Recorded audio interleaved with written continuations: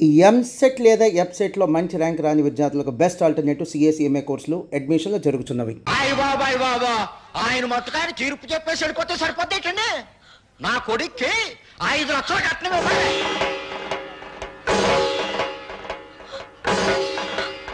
Paper పాపం వాళ్ళు ఎక్కడ ఇవ్వగలరా 5 లక్షలు కట్నం? అందరూ వాటాలు వేసుకుని పెళ్లి చేద్దాం. నా వాట 10,000. లెసపలికి తల్లి చెల్లి నా వాట 5,000. నాన్న నీ వాట? పందిరేసుకోవడానికి తాటాకులు ఇస్తాను. రండి బాబు రండి, అందరూ చందాలు ఇవ్వండి. ఈ చెడిపోయిన దానికి పెళ్లి చేద్దాం. నా సంత 30 రూపాయలు, నా 50 రూపాయలు, నాది 40, నా సంత 60 రూపాయలు, నా వాట 30 రూపాయలు. ఊళ్ళో తలెత్తుకోకుండా చేసావు కదా. వాళ్ళకి చెప్పడం ఇష్టం లేకపోతే నాకైనా చెప్పొచ్చుగా సుధా, సూరిబాబు అంటే ఇష్టమని. చేసిందంతా చేసి ఇప్పుడెందుకు ఏడుస్తావు? 5 లక్షలు ఎక్కడి నుంచి తేవాలి? నిన్ను గోదావరిలో తోసి నేను దూకాలి. ఎందుకు చేసావి పని? నేను చెడిపోలేదు.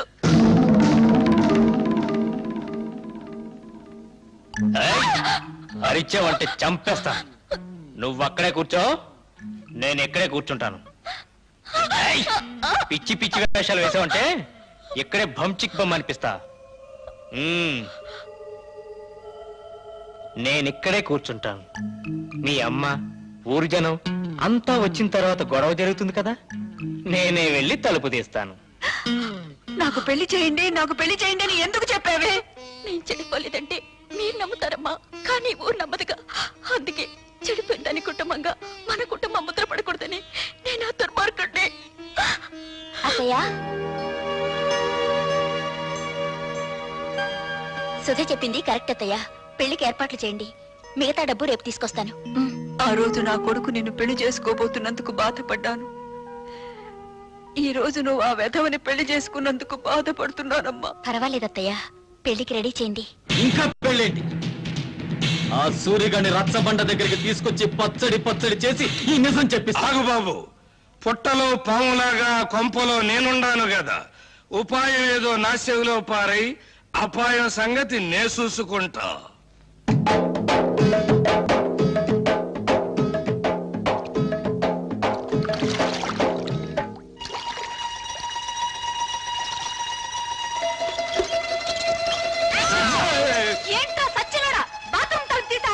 నాకేం తెలుసండి మీరు తలుపులు తీసుకుని తానం చేస్తున్నారని. బరువు పంపేసుకుని వెళ్ళిపోతా. సచ్చినోడా, తలుపు సోతలు పోరా. బరువు దించుకు పంపేసుకు. జాగ్రత్తగా తీసుకెళ్ళండి. బాయ్. జాగ్రత్త బామర్తి, అందులో ఒక్క రేకు కూడా కింద పడ్డారు వీల్లేదు. నాకెందుకో భయంగా ఉంది బావా. ఎందుకు? నువ్వు చేసిన పనికి మీ నాన్నని భంచిక్ బొమ్మ చేస్తాడేమోనని. నా జడ్జనగర జనైనా సరే నేను మాత్రం సాధించాల్సింది సాధించాను. బావోయ్, మనోడు వార్త గాని ఫోటో గాని పేపర్లో పడలేదు. రేయ్, నువ్వు ముయ్యకపోతే నీ ఫోటో పేపర్లో పడద్ది.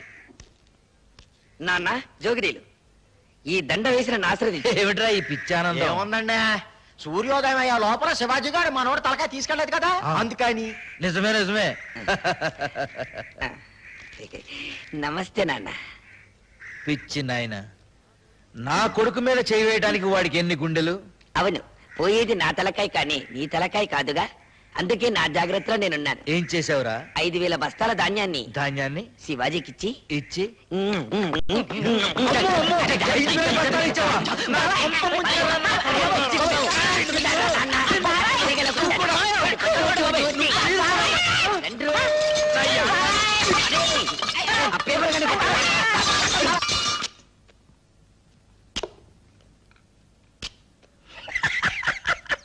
ఏమిట్రా?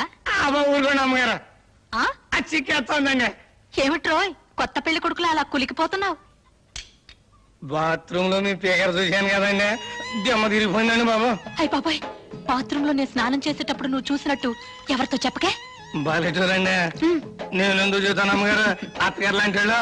అదేంట్రా, అత్తగారేంటి అమ్మగారు అల్లావు? ఆ ఊరుకోండి, మీ పేకర చూసినట్టు ఎవరికి అమ్మాయిని పిల్ల బుద్ధి అవుతండి, అత్త అని పిల్ల బుద్ధి అవుతుంది. చాలే ఊరుకోరా. ఇక్కడేమో ఇలా మాట్లాడతావు, అక్కడేమో వాళ్ళ తరఫునే సాక్ష్యం చెప్తావు. సచ్చినోడా, నాకేం తెలుసు అండి, ఎర్రబుజ్జి ఇట్లా చేస్తున్నానే. పాపమ్మ గారు ఒప్పుకోబట్టి సరిపోయింది. ఇంకా నయమండు మీతో తగ్గు పెట్టుకోలేదు. కుర్రోడైనా ఆ కలెక్టర్ భలే తీర్పిచ్చాడు కదా. ఆడో కళాసు చదివినాడు నాకేం తెలుసులండి. ముందో కళాసు లాగేసాను మీరు.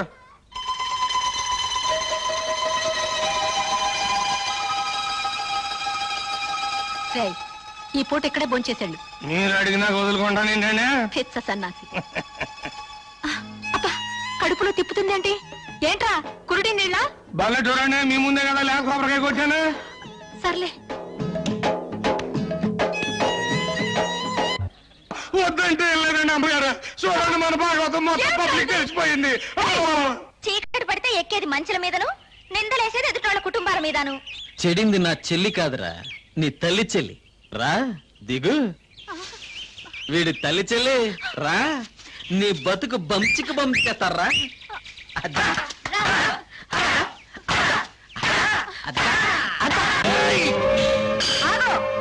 ఈ నా కొడుకు నాటకమాడి. నాటకమా?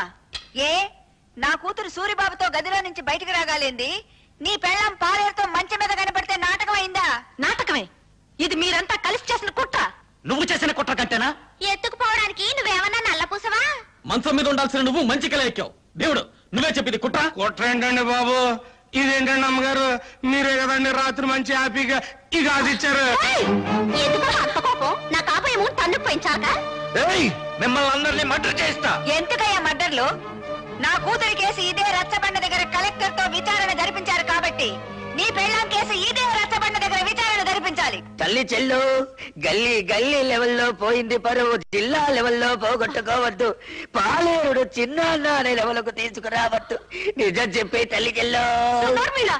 అవును, ఇదంతా నేనే చేశాను. ఈవిడ కూతుర్ని ఎత్తుకుపోమ్మని సూరిబాబుతో నాటకం ఆడించానని చెప్పి నన్ను ఇలా మోసం చేసి. సంతోషం, ఒప్పుకున్నావు కదా. విన్నారా? మీరంతా విన్నారా? నా కూతురు నిర్దోషని తన నోటితో తనే ఒప్పుకుంది. ఏమ్మా, పెళ్లికి ఎదిగిన కొడుకున్న నువ్వే అవమానాన్ని తట్టుకోలేకపోతే పెళ్లి కావాల్సిన నా కూతురు ఏమైపోవాలి? శ్రీరాముడు భార్య శీలాన్ని నిరూపించడానికి అగ్ని పరీక్ష చేయిస్తే కూతురు శీలాన్ని నిరూపించడానికి నేను ఈ ప్రయోగం చేయించాను. తప్పైతే క్షమించండి. పదమ్మా. నాకు వాడి శవం కావాలి. నువ్వు నా మొగుడువైతే, భార్యకు జరిగిన అవమానాన్ని తీర్చగలిగిన వాడు.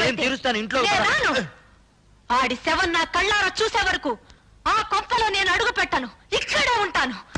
వాణ్ణి చంపు, వాణ్ణి చంపుకుంటే ఎదురుగానే ఉన్నాను.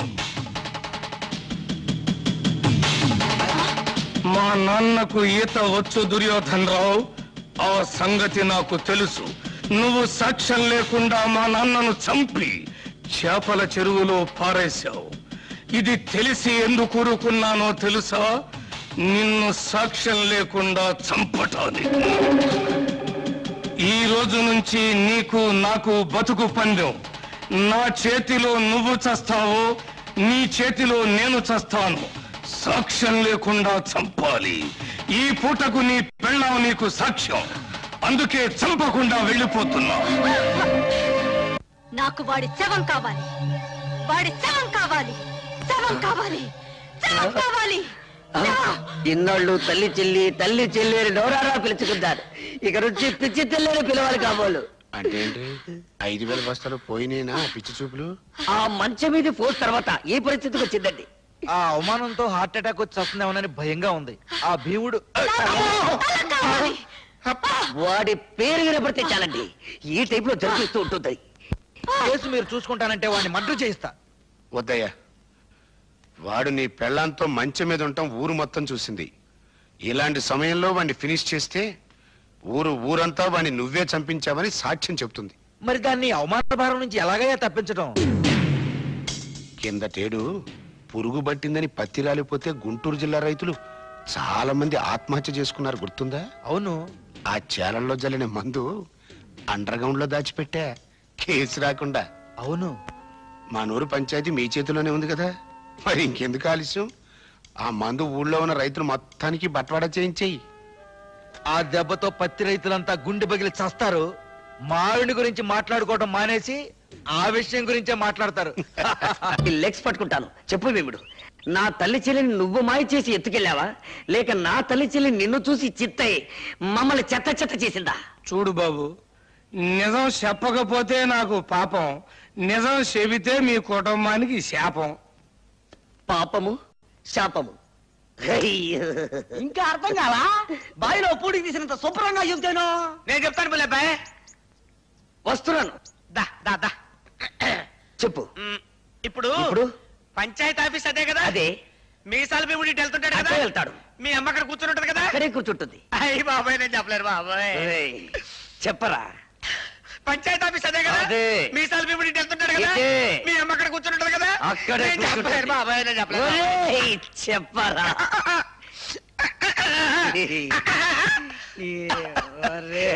చెప్తాను. నీకు హార్ట్ అటాక్ లేదు కదా? లేదు. నీ కాబోయే చిన్నాన్న నీ తల్లి చెల్లి ఫస్ట్ నైట్ జరిగింది నా కొట్లోనే బాబోయ్. తల్లి చెల్లి. బాబోయ్ నువ్వేం బెంగెట్టుకోకు. ఆ పురుగుల మందులు అన్ని శివరావు గారి మొత్తానికి పంచి పెట్టేశాను. వాళ్ళేమో పత్తిశాల మీద జల్లేశారు. ఈవేళ రేపు పత్తి పూలు అన్ని పట్టుకొని రాలిపోతాయి. ఆ విషయం పేపర్ లో పడిపోద్ది. ఊరుకో బావ. నల్లటివన్నీ చిక్ బొమ్మలు కావు, తెల్లటివన్నీ చిక్కులు కావు. ఏమిట్రా గొడ్డలు నడుపుతున్నావు? అయ్యో నాన్న. ఏడవకుండా చెప్పు. ఇది పట్టుకో.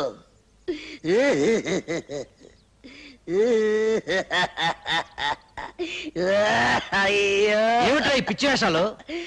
పిచ్చి వేషాలు కాదు నాన్న. పరశురాముడు ఏం చేశాడు? తల్లిని చంపాడు. ఎందులకు? ఆవిడ శీలం మంచిది కాదని. నేను కూడా తల్లి చెల్లిని. నీకేమైనా పిచ్చెక్కిందా? అయ్యో పిచ్చి తండ్రి. ఇప్పుడే జాకీ ఒక అశుభవార్త చెప్పాడు. ఏమని చెప్పాడు రా? ఆ నల్ల భీముడు నా తల్లి చెల్లిని జాకెట్ల కొట్లో పెట్టి ఈ అమ్మ కడుపు మాడ. ఈ వార్త బయట ఎవరన్నా విన్నారంటే మనందరూ ఆ పురుగుల ముందు తాగి చావాలిరా. నోరు మూసుకో. కల్తీ ముందు పత్తిపూ రాలిపోయిందిరో. శివాజీ మీ మామయ్య చేలో ఊరేసుకొని చచ్చిపోయాడు.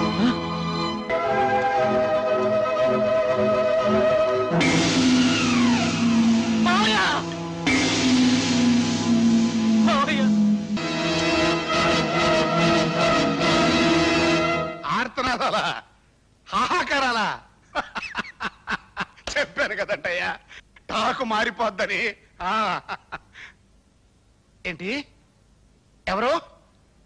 వాళ్ళతో పాటు చచ్చిపోయింది ఎవరయ్యా? నీ తమ్ముడు.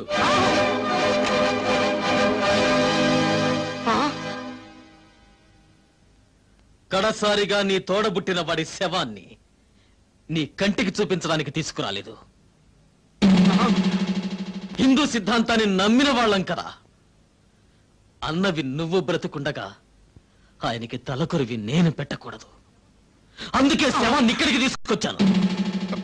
నిన్ను మా ఊరికి తీసుకెళ్ళచ్చు, కానీ తలకొరివి పెట్టడానికి మిగిలుండకుండా రైతులు నీ తల తరిగి పెడతారు. ముప్పావల పేళ్లతో ఎంపీ గారి తమ్ముడి శవాన్ని తగలబెడితే గొప్పే ఉంది, తప్పు కూడా. అందుకే ఎక్కడెక్కడి నుంచో తెప్పించుకున్న గంధపు చెక్కల సామానంతా ముక్కలు చేసి పేళ్లుగా మార్చి చితిని పేర్చి తగలబె.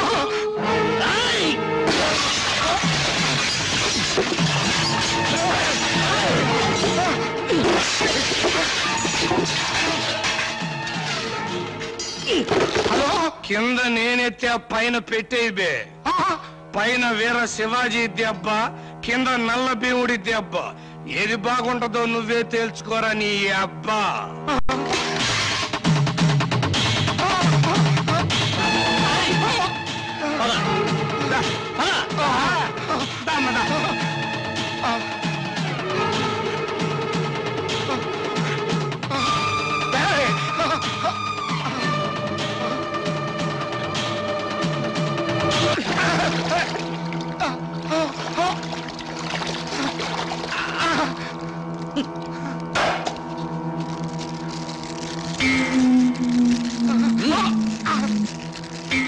తీసుకో, అంటించు.